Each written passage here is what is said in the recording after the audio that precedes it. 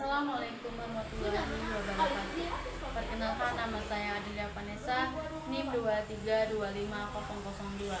Program studi S1 Kebidanan, mata kuliah Kewarganegaraan, dan dosen pengampu Dr. Hendra Sudrajat SHMH.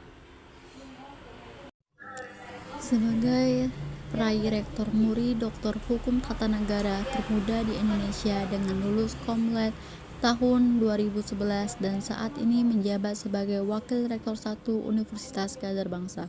Teori Konstitusi Nusantara merupakan teori yang menjelaskan mengenai konstitusi dan peraturan perundang-undang yang berlaku di masa lalu, yakni pada masa kerajaan dan kesultanan Nusantara, dan berfungsi sebagai nilai dan teladan berkonstitusi dalam kehidupan berbangsa dan bernegara saat ini.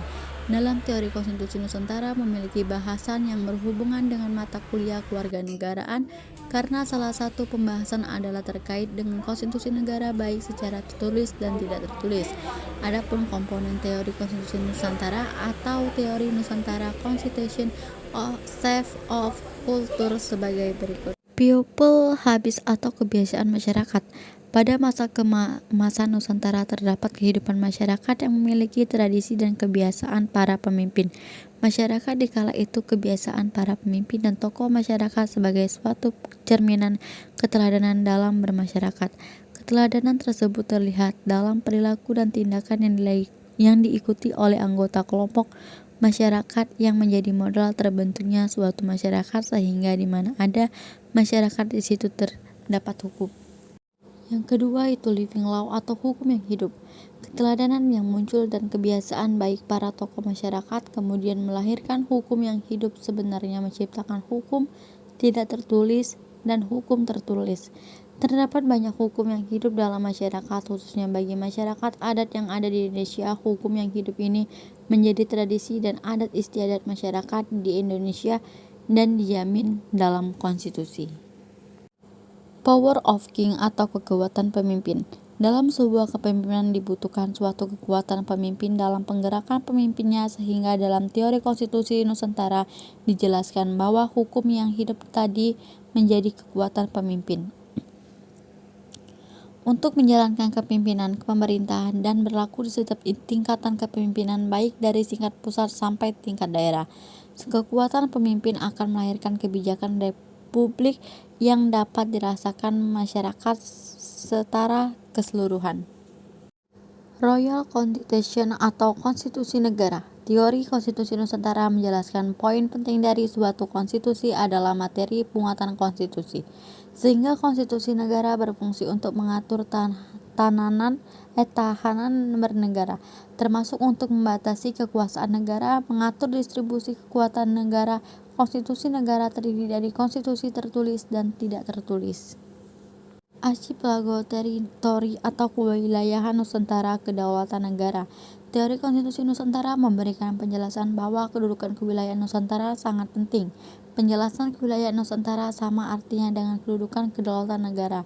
Hal ini memberikan pemahaman secara umum bahwa negara terbentuk dari sebuah wilayah dan kedaulatan masing-masing. Negara di samping berasal dari rakyat dan pemerintah, sehingga wilayah posisi keseilmuan penting untuk memperkuat posisi negara.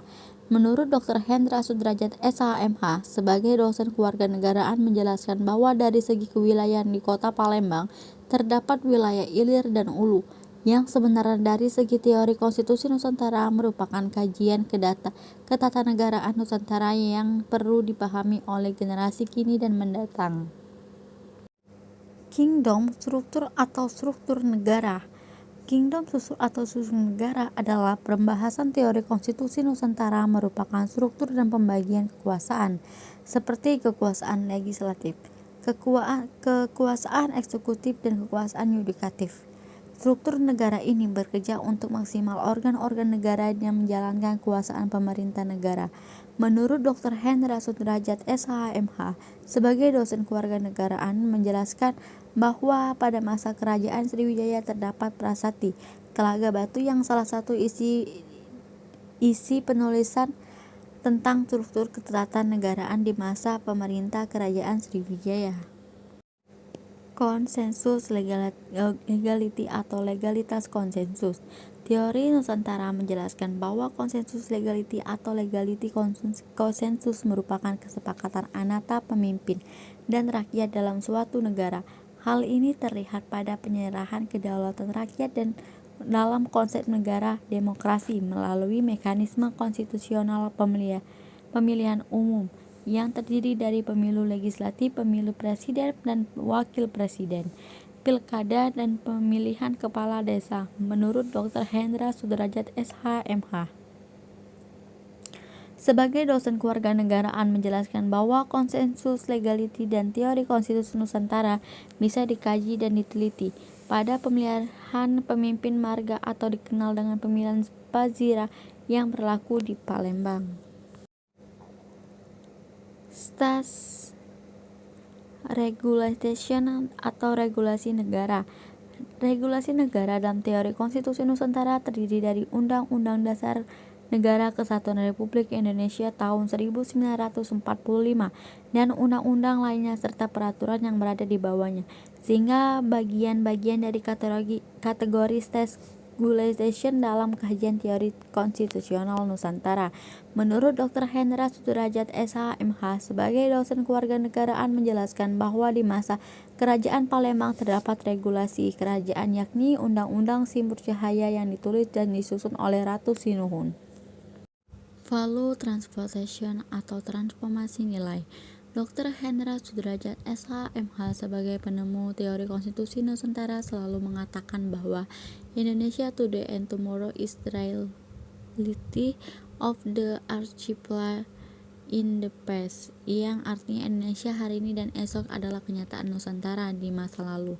Sehingga komponen terakhir teori konstitusi Nusantara menjelaskan value transformation atau transformasi nilai konstitusi Nusantara di masa lampau yang dapat dijadikan sebagai keteladanan berkonstitusi pada negara bersatu Republik Indonesia saat ini, karena negara mengalami krisis keteladanan bernegara sehingga transformasi nilai konstitusi sangat penting di masa mendatang.